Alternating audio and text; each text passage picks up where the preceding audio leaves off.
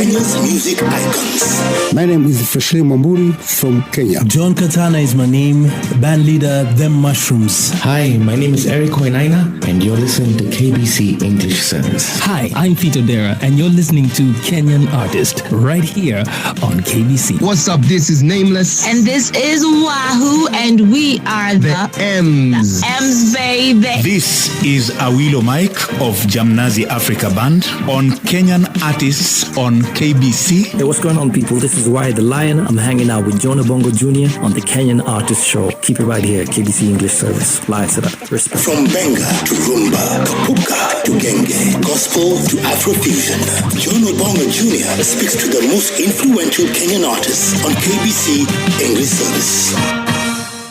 Hi Pete, this is Josiah Onimbo from Vurilani Interactive. Excellent.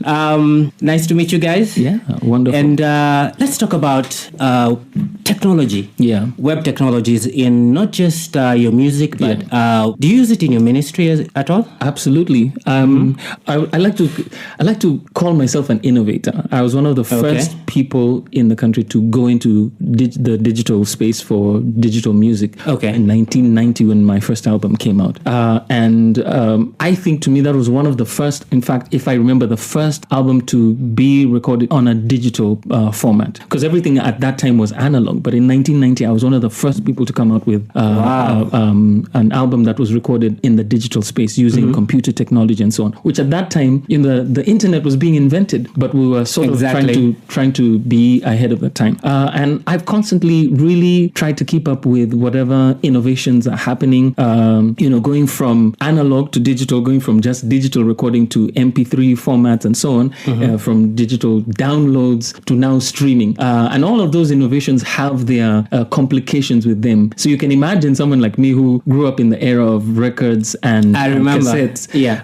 And now it's been what's that, whiplash. Yes, and you've been around for a while. I remember back in the day with when Heart Ministries came out, and I believe people are still on cassettes. Yeah. And now watching technology evolve, the tools that we use for spreading our message for in whatever form. Yes. They constantly evolve. Yes. So how has it been for you personally and professionally? Have you umeshtuka, or do you try to stay ahead? Do you try to find out, like, future-proof your work, find out what's going to happen maybe in about a year or so? Or I think my record speaks for itself. Trying to be relevant. There's very few people who are my age who are still in the record business, still recording, producing, and actually performing.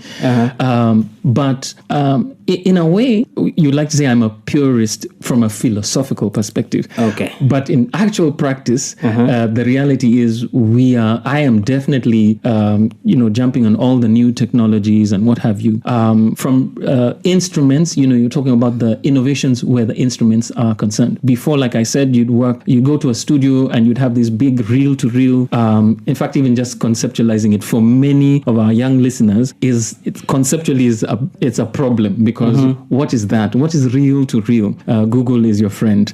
So this is big reels that had recorded on tape. Yeah. And now you have the technology that is all the digital, the DAWs, where you put all your information into a computer. In fact, now you don't even need a studio. Your studio can walk around with you on your phone or in your iPad. So yes, I'm still I still work with very up-to-date technologies, trying to keep up to date. The one thing that I think is a big deal now is artificial intelligence. And that's what I was going to get into next. For our listeners out there, AI or artificial intelligence is really machines or systems built to replicate the tasks that would typically be left to humans. And these are tasks everyday tasks like content creation, you have your creative work sometimes, or putting that creative work together. Yeah. Now, a lot of artists are scared of being replaced. Yeah,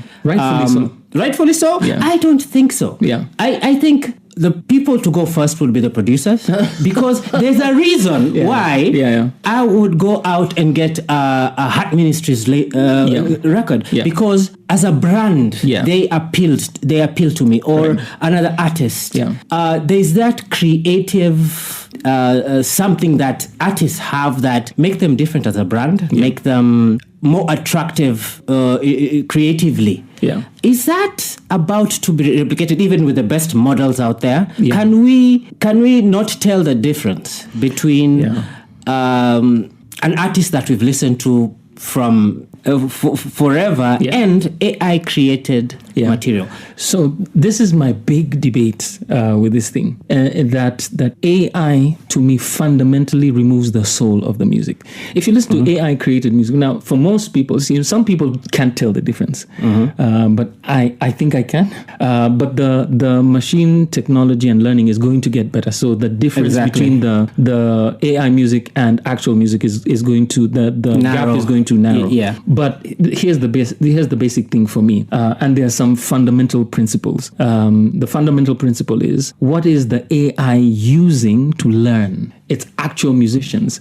So I feel that that's part of the thing, is that musicians are not being asked whose music is the AI using to learn. My stuff is out there. All that training data that's available to the training AI. data. Yes.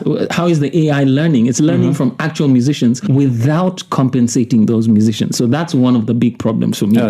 And so that's one of the other is, I think it's making us lazy and going to a place where and if you listen to the CEO of Suno or Udio, which are the two basic AI platforms that people are using now, when you listen to what they're saying, and you ask, the phrase was, I want to make the mundane tasks easier. I want to make it easy to become a musician. But it's not easy to become a musician. You have to study, you have to learn, you have to practice. Yes. And if AI takes that away from you, then you have what I call lazy musician. Yes, fundamentally, it's a difference between a tool, using it as a tool, and using it as a shortcut. Yes. Now, what we've come, like initially, we took it as a shortcut to get better, to get ahead of the game, faster, harder. But one thing that the sooner we realize, the better. Using it as a tool to finesse your skills, to finesse. All the early adopters are saying using it as a tool. All the early adopters. Yes, use it as a tool. Don't let it do stuff for you, because you become replaceable. But the reality is this: every great invention known to mankind, when it comes, this is the thing, it's going to be a tool. But it doesn't take too long. Less than 10 years, every great tool is then used for warfare. Without a doubt, AI is going to be used in warfare. It already is. It already is in Israel, actually. Nefarious activities, the global. So this is the thing. The problem isn't the technology. The problem is the hearts of men. And this is part of the reason why I feel that people who are people of integrity, people of vision, but whose goal isn't really to make money from this product, which is what people like Suno are doing. Suno raised hundreds of millions of dollars in its first round to bring this thing, and then they brought